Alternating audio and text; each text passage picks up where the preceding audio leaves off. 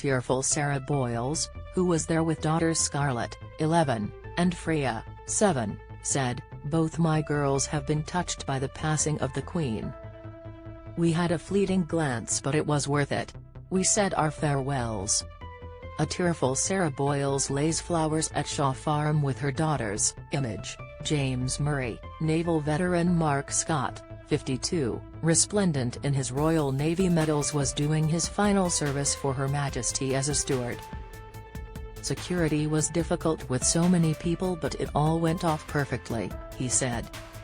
"It was a solemn and sad day, but we are all honored to be part of history and help keep people safe."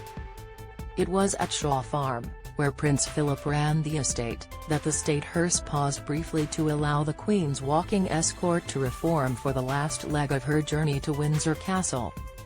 Earlier in the day, florist Lisa Darbon placed her floral crown tribute on top of a magnificent stand of white roses and heather. Within minutes a small crowd gathered to admire her work as she struggled to hold back the tears. "Datchet Parish Council asked me to create something and this is the result," said Lisa, 39. "The Queen loved Balmoral and I chose Eryngium, sea holly, because it looks like a thistle. I used some flowers from my garden as well."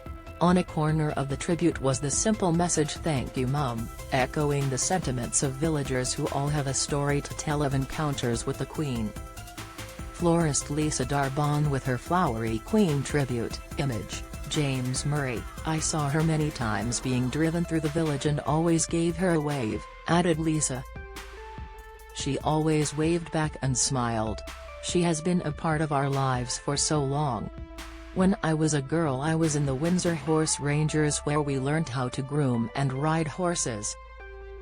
She supported the Rangers and came along to our HQ at Hampton Court.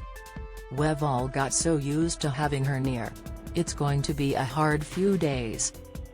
Carol Chambers, 56, and friend Joe Woolley, 63, travelled down from Newcastle to spend the night at Datchet before going to Windsor.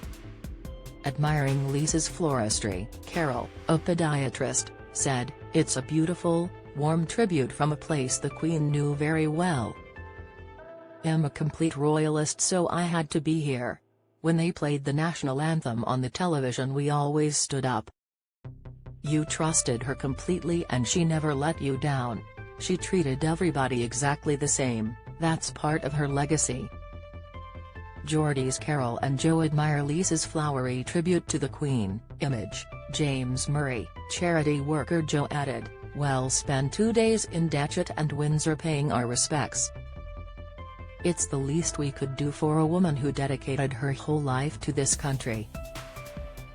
Datchet borders the A308, which links Windsor with London, and formed a section of the hearse's route. It is a part of Britain steeped in our history. 3 miles along the Thames from Windsor sits Runnymede, where King John sealed the Magna Carta in 1215.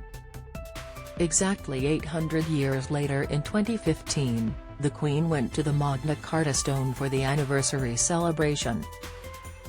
Her Majesty, then 89, said, "The story of the British monarchy is intertwined with that of Runnymede and Magna Carta.